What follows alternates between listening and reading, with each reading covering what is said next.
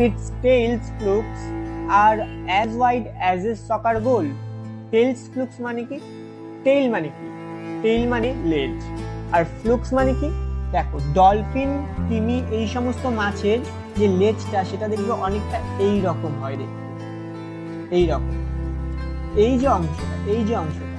যে অংশটাকে বলা হয় টেইল ফ্লুক্স। তো এবার দেখো ইনকমপ্লিট আছে, টু ছাড়া বাকি যে কোনো প্রিপোজিশনই থাক না কেন তার সাথে কিন্তু আমরা জেরান্ড ইউজ করি, অর্থাৎ ভার্বের ফার্স্ট ফর্মের সাথে আইএনজি। কিন্তু এখানে ইনের সাথে ভার্বের ফার্স্ট ফর্ম ইউজ করা হয়েছে, তাহলে কি এখানে আইএনজি যোগ করে দিলে হয়ে যায়? ইনকমপ্লিটিং তো এখানে দেওয়া আছে, ইনকমপ্লিটিং দ্য প্রজেক্ট ইন টাইম, এটা কারেক্ট অ্যান্সার হয়ে যাবে না? এটা কারেক্ট অ্যান্সার হবে না। এটা টেন্সের একটা দারুণ কোশ্চেন। এখানে কি করতে বলেছে দেখো, select the option that expresses the given sentence in future tense form. যে সেন্টেন্সটা যে দেওয়া আছে এই সেন্টেন্সটাকে ফিউচারে করতে হবে। ফিউচারে করতে গেলে আমরা জানি উইল বা শ্যালের ব্যবহার করতে হয়, তাহলে এই চারটে অপশনের মধ্যে উইল বা শ্যাল যেখানে থাকবে সেটাই অ্যান্সার হয়ে যাবে। উইল শ্যাল আছে নেই, উইল শ্যাল আছে নেই, উইল শ্যাল আছে নেই, উইল শ্যাল আছে নেই, তাহলে চারটেতে একটা তো উইল শ্যাল নেই, তাহলে ফিউচার হবে কি করে? দেখো এখানে একটা দারুণ কনসেপ্ট রয়েছে, সেটা এবার জানতে হবে। আশা করি তোমরা সকলে ভালো আছো। SSC GD, CGL, CHSL, MTS, clerkship, miscellaneous প্রভৃতি পরীক্ষার জন্য আমি ইংলিশে প্র্যাকটিস সেট করাচ্ছিলাম। তার 13খানা প্র্যাকটিস সেট আমি করিয়েছি, সেই ক্লাসগুলি দেখে না থাকলে তার প্লেলিস্টের লিঙ্ক আমি ডেসক্রিপশন বক্স এবং আই বাটনে দিয়ে রাখবো, সেখান থেকে অবশ্যই ক্লাসগুলি দেখে নেবে। আজকে ইংলিশের 14 নাম্বার প্র্যাকটিস সেট করব। এছাড়াও অমিশন অফ আর্টিকেলের ক্লাস করিয়েছি, পার্ট 1 করিয়েছি, ক্লাসটি দেখে না থাকলে সেই ক্লাসটিও দেখে নিও। অমিশন অফ আর্টিকেলের ক্লাসের লিঙ্কও আমার ডেসক্রিপশন বক্স এবং আই বাটনে দেওয়া থাকবে। এছাড়াও আরও অন্যান্য ফ্রি ক্লাসের প্লেলিস্টের লিঙ্ক আমার ডেসক্রিপশন বক্স এবং আই বাটনে দেওয়া থাকবে, সেখান থেকে ক্লাসগুলি দেখে নিও। ইংলিশের কোনো এমসিকিউ কোশ্চেন কিন্তু এই পরীক্ষার জন্য ইম্পর্টেন্ট আর ওই পরীক্ষার জন্য ইম্পর্টেন্ট নয়, এমনটা হয় না। ইংলিশের সমস্ত এমসিকিউ কোশ্চেনই সব পরীক্ষার জন্য ইম্পর্টেন্ট। যে সমস্ত পরীক্ষায় ইংলিশের এমসিকিউ কোশ্চেন আসে সেই সব পরীক্ষার জন্যই কিন্তু ইংলিশের সমস্ত এমসিকিউ কোশ্চেন ইম্পর্টেন্ট হয়। তো অন্যান্য ক্লাসগুলিও অবশ্যই দেখে নেবে, সেই ক্লাসগুলিও কিন্তু তোমাদের বিভিন্ন পরীক্ষায় হেল্প করবে। তো যাই হোক, চলো আজকের ইংলিশ ক্লাসের প্র্যাকটিস সেট 14 শুরু করি।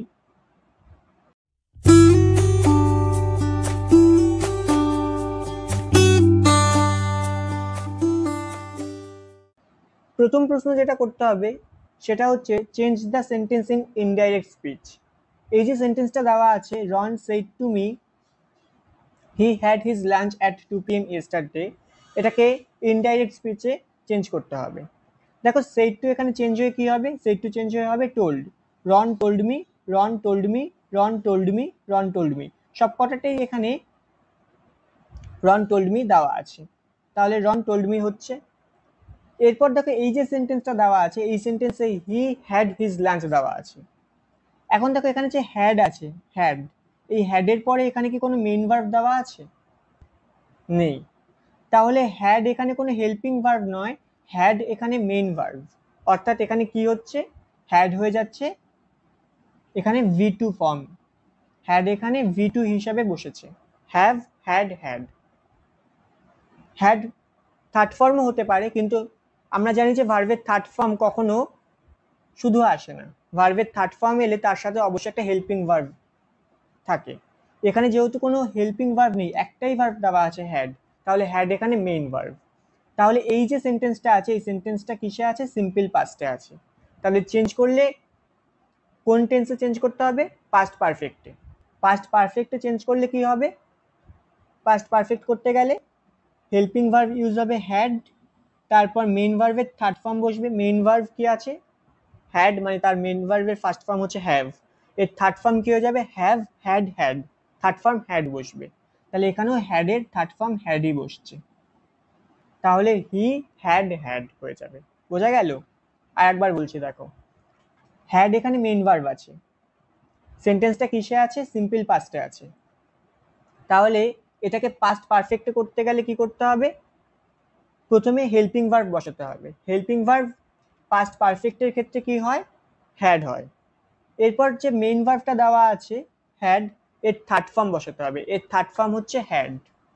ভার্বের তিনটি form, have, had, had, third form had, তাহলে হেল্পিং ভার্ব হ্যাড বসলো আর মেইন ভার্বের থার্ড ফর্ম হ্যাড বসলো। হি হ্যাড হ্যাড, বোঝা গেল? তাহলে এখানে কারেক্ট আনসার কি হয়ে যাচ্ছে? এখানে কারেক্ট আনসার হয়ে যাচ্ছে Ron told me that he had had his lunch at 2 PM।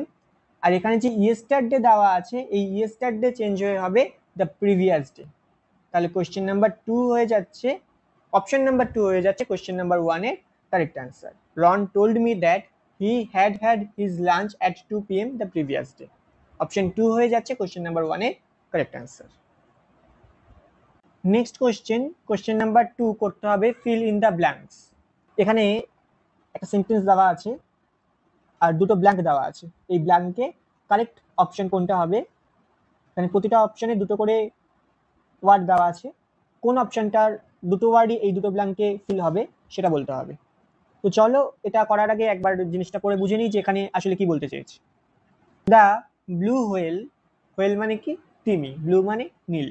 The blue whale is the largest animal that ever lived. The blue whale, নীল তিমি সবসময়ের সব থেকে বড় প্রাণী, সবসময়ের জন্য সব থেকে বড় প্রাণী হলো এই নীল তিমি। The largest blank grow to the length of a basketball court. সব থেকে বড় ব্ল্যাঙ্ক বৃদ্ধি পায় একটা বাস্কেটবল কোর্টের লম্বা যতটা ততটা। কি হবে সেটা এই ব্ল্যাঙ্কে ফিল করতে হবে। A blue whale's heart is as big as a compact car. একটা নীল তিমির হৃৎপিণ্ড ততটা বড় হয় যতটা একটা ছোটখাটো গাড়ি হয়। ওকে, its tail's flukes are as wide as a soccer goal. Its tail's flukes, তার যে tail's flukes রয়েছে, tail's flukes মানে কি? টেইল মানে কি? টেইল মানে লেজ, আর ফ্লুক্স মানে কি? দেখো ডলফিন, তিমি এই সমস্ত মাছের যে লেজটা সেটা দেখবে অনেকটা এই রকম হয় দেখতে, এই রকম। এই যে অংশটাকে বলা হয় টেইলস ফ্লুক্স। তো এর যে টেইলস ফ্লুক্স, নীল তিমির যে টেইলস ফ্লুক্স হয় সেটা কতটা বড় হয়? একটা ফুটবলের যে গোল পোস্ট হয়, সেই ফুটবলের গোল পোস্ট যতটা বড় হয় ততটা বড় হয় এই নীল তিমির tails flukes. Okay, this animals were hunted nearly to their blank. এখানে আরো একটা ব্ল্যাঙ্ক আছে, এখানে কি বসবে? This animals were hunted nearly to their blank. এই প্রাণীরা বা এই প্রাণীদের শিকার করা হয়েছিল তাদের ব্ল্যাঙ্ক পর্যন্ত। পুরোটা পড়া হয়ে গেল, এবার ব্ল্যাঙ্কগুলোকে ফিল করব। দেখো প্রথম ব্ল্যাঙ্কে কি বলেছে? The largest blank grow to the length of a basketball court. Basketball কোর্টের লম্বা যতটা ততটা বৃদ্ধি পায় সব থেকে বড় কি? দেখো মডেল আর প্যাটার্ন তো হবে না, প্যাটার্ন মানে ধরন, মডেলও হবে না, তাহলে স্যাম্পেল বা স্পেসিমেন্স এই দুটোর মধ্যে যে কোনো একটা হতে পারে। স্যাম্পেল মানেও নমুনা, স্পেসিমেন্স মানেও নমুনা, কোনটা হবে?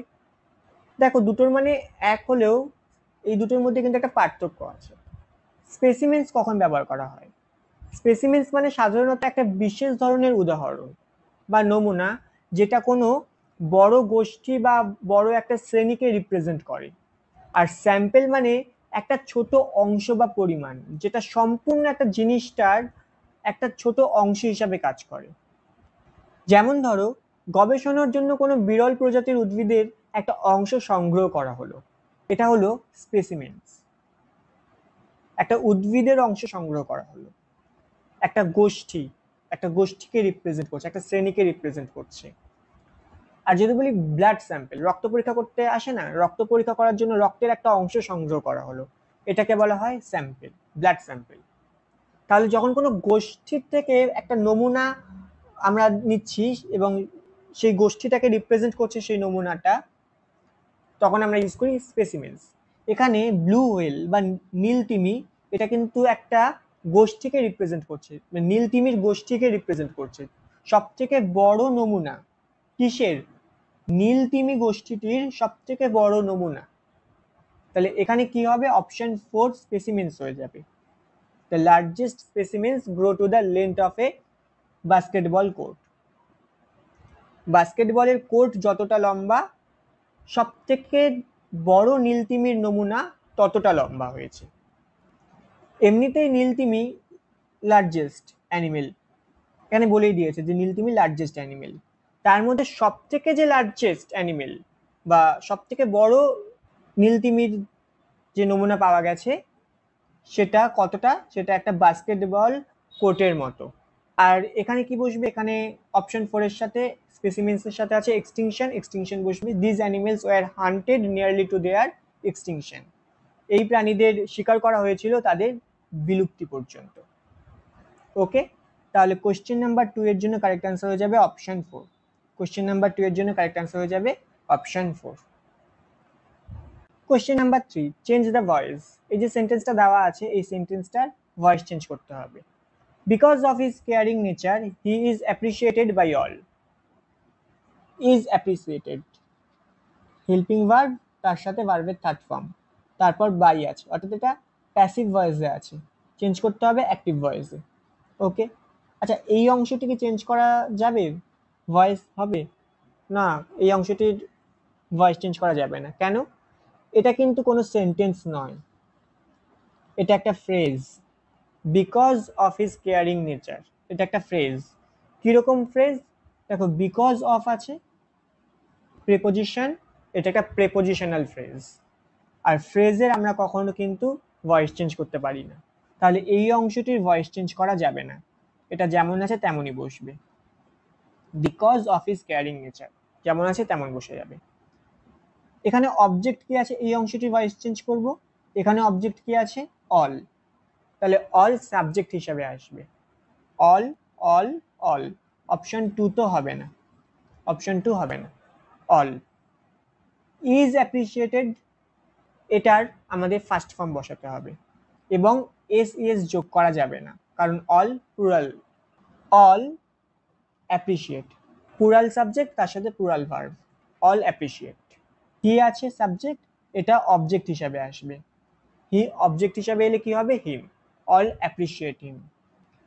তাহলে কোনটা হয়ে যাবে কারেক্ট অ্যান্সার? অপশন 1 হয়ে যাবে এখানে correct answer. Because of his caring nature all appreciate him. Everyone কোথা থেকে আসবে? আসবে না, অল আছে। অল উইল অ্যাপ্রিসিয়েট, ফিউচার কোথা থেকে আসবে?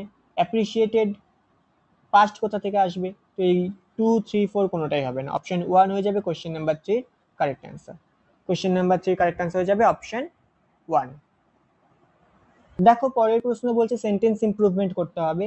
এই যে সেন্টেন্সটা দেওয়া আছে এই সেন্টেন্সটাকে ইমপ্রুভ করতে হবে যদি ভুল থাকে, আর যদি ভুল না থাকে তাহলে নো সাবস্টিটিউশন রিকোয়ার্ড করে দিতে হবে। এখানে কি বলছে দেখো, you must employ additional hands in complete the project in time. তোমাকে আরো অ্যাডিশনাল হ্যান্ডস এমপ্লয় করতে হবে, নিয়োগ করতে হবে যদি কাজটাকে সময় কমপ্লিট করতে চাও। অ্যাডিশনাল হ্যান্ডস মানে আরো কর্মচারী, এক্সট্রা হাত মানে আরো কর্মচারী নিয়োগ করতে হবে। এবার দেখো ইনকমপ্লিট আছে, টু ছাড়া বাকি যে কোনো প্রিপোজিশনই থাক না কেন তার সাথে কিন্তু আমরা জেরান্ড ইউজ করি, অর্থাৎ ভার্বের ফার্স্ট ফর্মের সাথে আইএনজি। ইন, ফর, অন যাই থাকুক তার সাথে ভার্বের ফার্স্ট ফর্মের সাথে আইএনজি জেরান্ড ইউজ করে থাকি, কিন্তু এখানে ইনের সাথে ভার্বের ফার্স্ট ফর্ম ইউজ করা হয়েছে, তাহলে এরর তো আছে, ভুল তো আছে, সেই ভুলটাকে সংশোধন করতে হবে। তাহলে কি এখানে আইএনজি যোগ করে দিলে হয়ে যায়? ইনকমপ্লিটিং তো এখানে দেওয়া আছে, ইনকমপ্লিটিং দ্য প্রজেক্ট ইন টাইম, এটা কারেক্ট অ্যান্সার হয়ে যাবে না? এটা কারেক্ট অ্যান্সার হবে না। তার কারণ কি?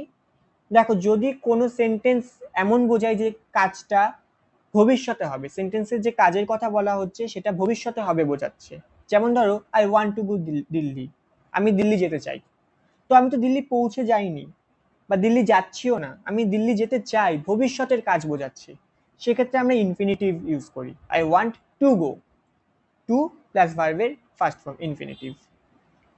তো ভবিষ্যতের কাজ বোঝালে ইনফিনিটিভ ইউজ হয়, তাহলে এখানে ভবিষ্যতের কাজ বোঝাচ্ছে যে আরো অ্যাডিশনাল হ্যান্ডস এমপ্লয় করতে হবে যদি কাজটাকে সঠিক সময়ে কমপ্লিট করতে হয়, তাহলে এখানে ইনফিনিটিভ ইউজ হবে টু কমপ্লিট। অপশন 4 হয়ে যাবে এখানে কারেক্ট অ্যান্সার।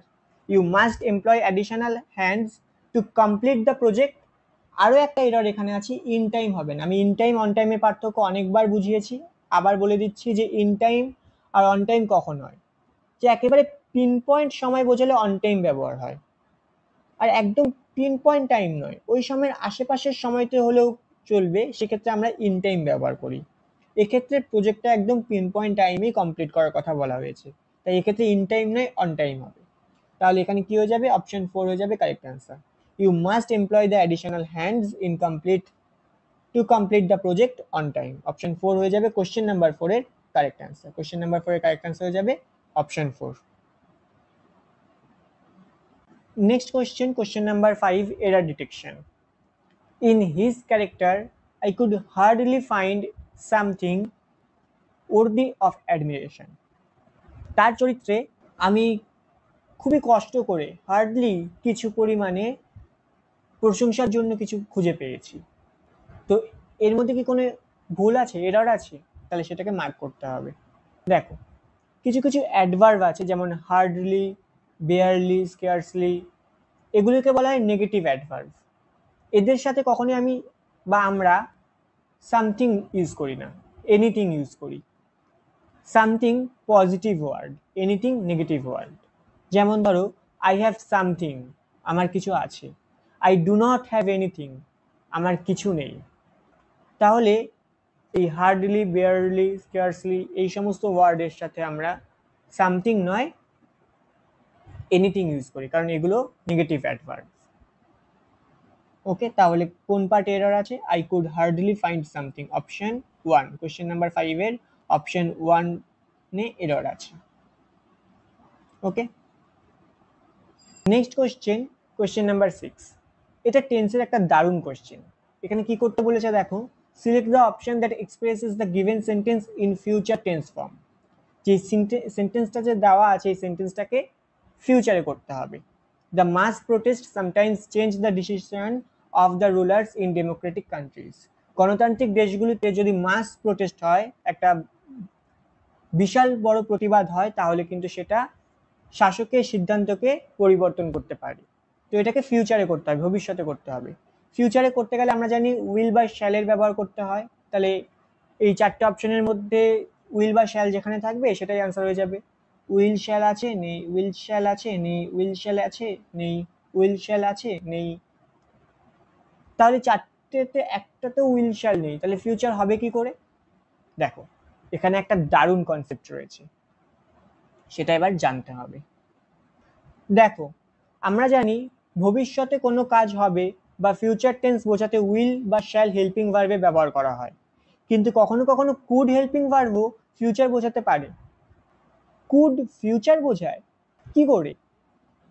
আমরা ছোট থেকে জানি যে will shall helping verb future বোঝায়, তাহলে কুড কিভাবে ফিউচার বোঝায়? দেখো, কোনো কাজ ভবিষ্যতে নিশ্চিতভাবে হবে, ডেফিনেটলি হবে, সেক্ষেত্রে আমরা কি বলি? সেক্ষেত্রে আমরা হেল্পিং ভার্ব উইল বা শ্যাল ব্যবহার করি। যেমন ধরো, আমি আগামীকাল দিল্লি যাব, আমি নিশ্চিতভাবে আমি আগামীকাল দিল্লি যাব, I shall go to Delhi tomorrow. কিন্তু যদি ভবিষ্যতে কোনো কাজ অনিশ্চিতভাবে হয়, অর্থাৎ হতেও পারে না হতে পারে, সম্ভবত হতে পারে, পসিবিলিটি আছে, হয়তো হতে পারে, এইরকম ফিউচারের ক্ষেত্রে আমরা কিন্তু কুড হেল্পিং ভার্ব ব্যবহার করি।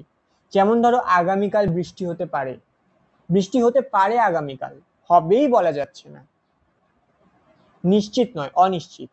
এক্ষেত্রে কি হবে? It could rain tomorrow.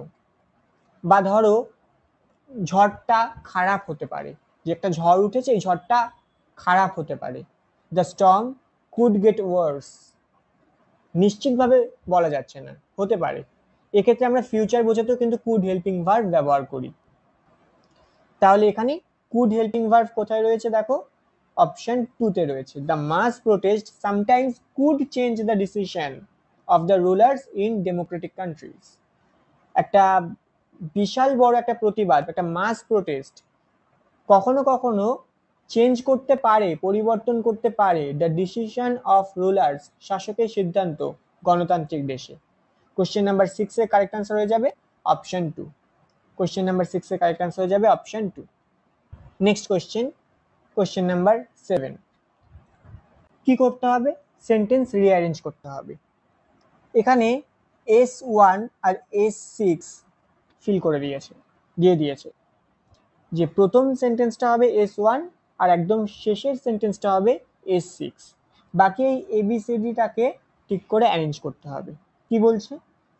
Besides, there is something which makes him feel the wholeness of a thing in the outlook of an Englishman as the mere sum of its states।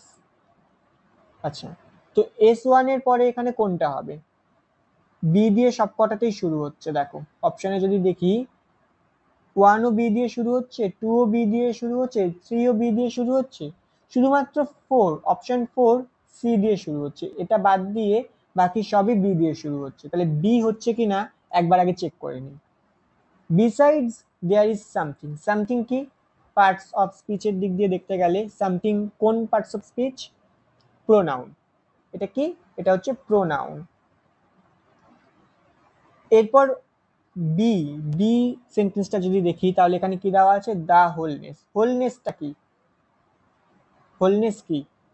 নেস যদি থাকে কোন একটা ওয়ার্ডের শেষে তাহলে সেটা কিন্তু নাউন হয়। তাহলে এটা একটা নাউন, হোলনেস তাহলে নাউন। এবার S1 এর পরে আমি যদি বি বসাই তাহলে কি হচ্ছে? সামথিং দা হোলনেস, প্রোনাউন নাউন।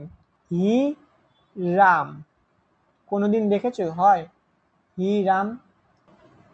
প্রোনাউন আর নাউন কখনো পরপর বসে? তাহলে প্রোনাউনের পরে নাউন কখনো বসতে পারে না। তাহলে বি দিয়ে তো শুরু হবে না, অর্থাৎ S1 এর পরে বি তো বসছে না। তাহলে সি দিয়েই একমাত্র শুরু হতে পারে, সি দিয়েই শুরু হতে পারে। আর সি দিয়ে শুরু হওয়া মানে অপশন 4ই হয়ে যাবে কারেক্ট অ্যান্সার। তার কারণ বাকি সবকটা অপশনই বি দিয়ে শুরু হচ্ছে। তাহলে সি এ বি ডি হয়ে যাবে এখানে correct answer. C A B D option 4 হয়ে যাবে কোশ্চেন নাম্বার 7 এর কারেক্ট অ্যান্সার। এছাড়া আরো একটা জিনিস দেখা যায় এখানে, যে একটা রুল হয় যেটাকে আমরা বলি রুল অফ প্যারালিলিজম। এই রুল অনুযায়ী অ্যান্ড এর আগে যে যে জিনিসটা বসবে সেটা কিন্তু অ্যান্ড এর পরেও বসে, অর্থাৎ দুদিকে প্যারালাল সমান থাকে। এখানে ভার্ব বসলে এখানেও ভার্ব বসবে, এখানে ভার্বের ফার্স্ট ফর্ম বসলে এখানেও ভার্বের ফার্স্ট ফর্ম বসবে। আর সেদিক দিয়ে দেখতে গেলে দেখো যে এখানে এই যে অপশন 4টা, এখানে লাস্ট সেন্টেন্স কি? ডি। ডিতে কি আছে? স্টেটস, নাউন, অবস্থা বোঝাচ্ছে। Stative verb states, noun. It's pronoun, তার সঙ্গে কি বসছে? States verb, stative verb states, অবস্থা বোঝাচ্ছে, অবস্থা।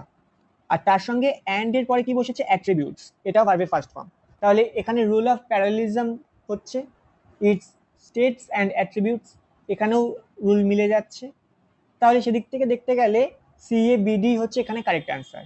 কোশ্চেন নাম্বার 7 এর কারেক্ট অ্যান্সার হয়ে যাবে option 4 C A B D. একবার পরে একটু দেখে নিই যে বলছে আসলে বিসাইডস দেয়ার ইজ সামথিং, এছাড়াও এমন কিছু রয়েছে। এরপর কি হবে? Option C. সিতে কি বলছে? In the outlook of an Englishman, একজন ইংরেজের চেহারায় বা দৃষ্টিভঙ্গিতে। অপশন এতে বলছে হুইচ মেক্স হিম ফিল, যেটা তাকে অনুভব করায়। বি বলছে the wholeness of a thing, একটা জিনিসের সম্পূর্ণতা। Option D as the mere sum of its states and attributes for the time being, তার অবস্থা এবং গুণাবলীর সম্মিলিত রূপ হিসাবে। স্টেটস অ্যান্ড অ্যাট্রিবিউটস, স্টেটস মানে অবস্থা আর অ্যাট্রিবিউটস মানে গুণ, তার মধ্যে কি গুণ আছে? গুণাবলী। ফর দ্য টাইম বিইং, অবস্থা এবং গুণাবলীর সম্মিলিত রূপ হিসাবে। একটু সাজিয়ে নিয়ে যদি দেখি যে আসলে এই সেন্টেন্সটা এগুলোকে কি বলতে চাইছে। Besides there is something in the outlook of an Englishman which makes him feel the wholeness of a thing as the mere sum of its states and attributes for the time being. এর মানে হচ্ছে এছাড়াও একজন ইংরেজের চেহারায় বা দৃষ্টিভঙ্গিতে এমন কিছু রয়েছে যা তাকে তার অবস্থা বা গুণাবলীর সম্মিলিত রূপ হিসাবে একটা জিনিসের সম্পূর্ণতা অনুভব করায়। তাহলে কোশ্চেন নাম্বার 7 এর কারেক্ট আনসার হয়ে যাচ্ছে অপশন 4। অপশন 4 হয়ে যাবে কোশ্চেন নাম্বার 7 এর correct answer. Okay, next question, question number 8। Antonym বলতে হবে। কার অ্যান্টোনিম বলতে হবে? দেখো এখানে আন্ডারলাইন করে দেওয়া আছে ড্যাজলিং। ড্যাজলিং এর অ্যান্টোনিম বলতে হবে। ড্যাজলিং মানে কি? অতি উজ্জ্বল, অতি উজ্জ্বল কিছু। প্রিস্টাইন মানে কি? প্রিস্টাইন মানে খুবই বিশুদ্ধ, পিওর। একেবারে তার যে আসল অবস্থা, আসল কন্ডিশনে থাকা, সেটাকে বলা হচ্ছে প্রিস্টাইন। ল্যাকলাস্টার মানে কি? ল্যাকলাস্টার মানে অনুজ্জ্বল, যেটা উজ্জ্বল নয়, ঘোলা টাইপের, সেটাকে বলা হচ্ছে ল্যাকলাস্টার। জিঞ্জারলি মানে সাবধানে, সতর্কভাবে। লুমিনাস, লুমিনাস ড্যাজলিং এর সিনোনিম, স্পষ্ট বা উজ্জ্বল। তাহলে এখানে কারেক্ট অ্যান্সার কি হয়ে যাবে? কারেক্ট অ্যান্সার হয়ে যাবে ল্যাকলাস্টার, অর্থাৎ ড্যাজলিং মানে উজ্জ্বল, তার অ্যান্টোনিম হয়ে যাবে ল্যাকলাস্টার, অনুজ্জ্বল, উজ্জ্বল নয় এমন। কোশ্চেন নাম্বার 8 এর কারেক্ট অ্যান্সার হয়ে যাবে অপশন 2 ল্যাকলাস্টার। ওকে,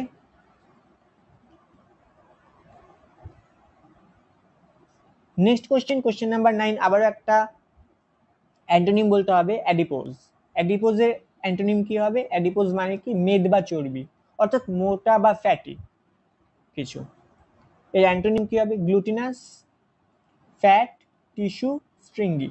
কোনটা হবে? দেখো, গ্লুটিনাস মানে কি? গ্লুটিনাস মানে আঠালো জাতীয় কিছু। ফ্যাট মানে মোটা। টিস্যু মানে, টিস্যু তো টিস্যুই হয়।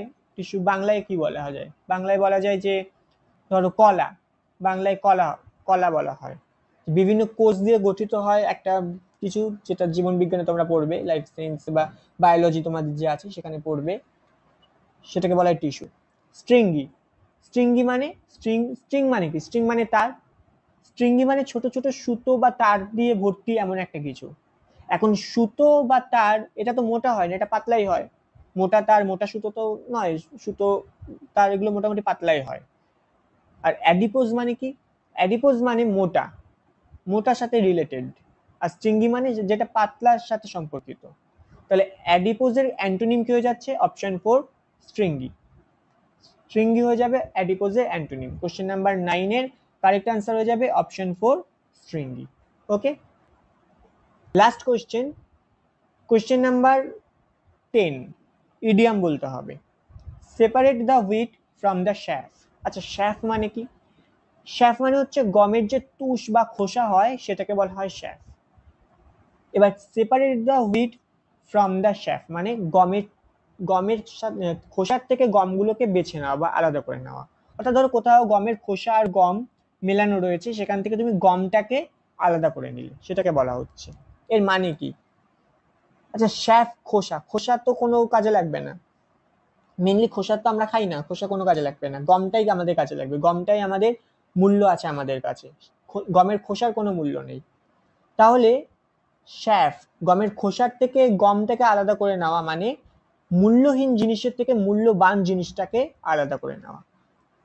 Two separate the valuable from the worthless, মূল্যহীন জিনিসের থেকে মূল্যবান জিনিসটিকে আলাদা করে নেওয়া। অপশন 2 হয়ে যাবে কোশ্চেন নাম্বার 10 এর কারেক্ট অ্যান্সার। কোশ্চেন নাম্বার 10 এর কারেক্ট অ্যান্সার হয়ে যাবে অপশন 2। তো এই ছিল আজকের ক্লাসের টোটাল 10খানা কোশ্চেন।